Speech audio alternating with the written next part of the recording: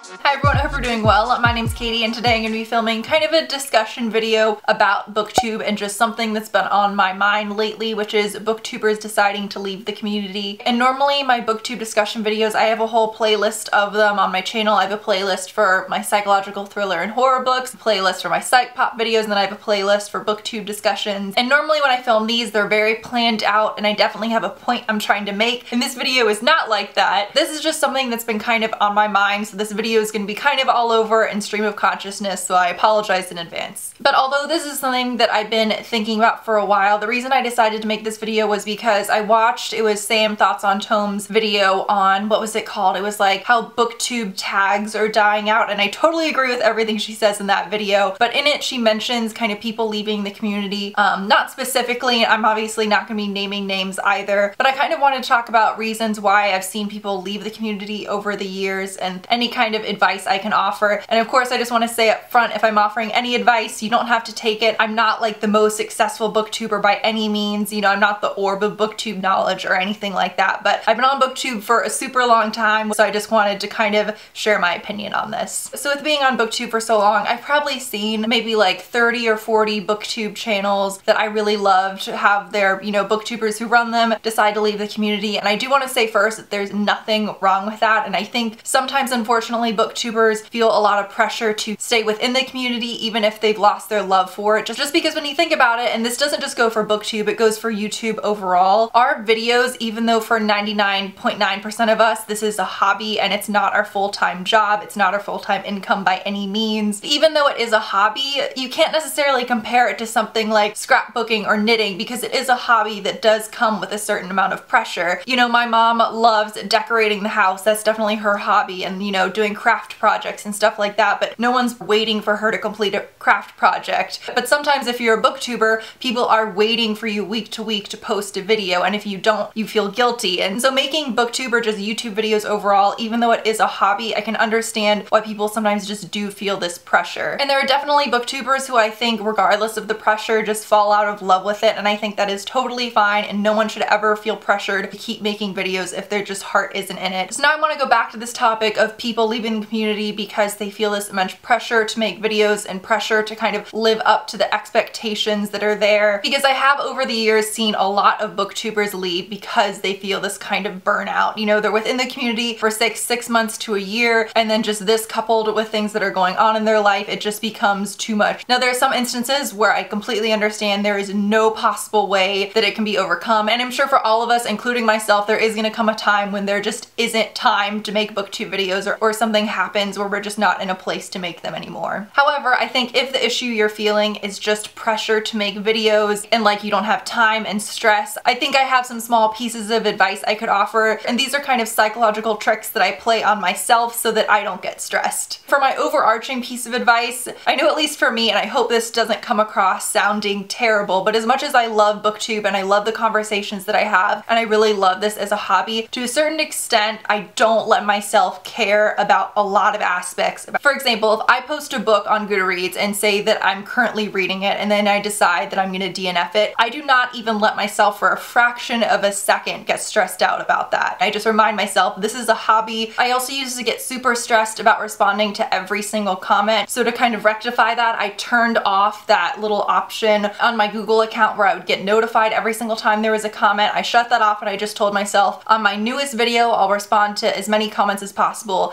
and that's it. One thing that also really helped me was making a really consistent schedule and telling myself you're only going to post one video a week, and that video is going to be Wednesday, and you're going to post it between 1 and 3 p.m. And making it that specific really helped me. I know this video is going up on like a Monday or Thursday just because I have a couple weeks off, so I'm filming more than normal, but after this video I'm pretty sure is when it's going to go back to my Wednesday schedule once I start work. But I think if you have the mindset where if you're really busy and you just tell yourself, okay, in any of my downtime, if I have a couple hours free, I'm going to try and film 3 videos within that time so I can have 3 videos up during the week, because that's what my goal is. I think that kind of mindset is the basis for a lot of burnout that people feel. If booktubers are stressed and they have free time, they feel like, well, I must be filming now. I must be creating and uploading and editing content. And so for me, making it super consistent, just once a week on Wednesday, makes me feel relaxed so that once I film and edit that, whatever day that might be, I know I can upload it, schedule it to upload, and I feel super relaxed after that's accomplished. accomplished. And another reason I've seen people leave I wanted to talk about, and I know this is a little bit more of maybe a sensitive subject, and that's people leaving because they don't feel like their channel is growing at all, at least subscriber wise. Now, although I've never seen someone say I'm leaving the community because I don't like how many subscribers I have seen people when they're making their say going away videos make a passing comment when they're explaining why they're leaving the community, make some comment like, well, and my channel I don't feel like is really growing anyway, well, I don't have that many people that are watching me anyway, or comments like that. And I know that we're always told that subscribers shouldn't matter, the view count shouldn't matter, and I agree with that to the extent that you should never come onto Booktube expecting to make tons of money. So to that extent, I completely agree with people when they say that you need to come onto Booktube because you want to join the community and you love books and you want to join the conversation. I completely agree with that. However, on the flip side, I completely understand where people are coming from when they feel like they're putting all of this effort and time into making videos and either their channels aren't growing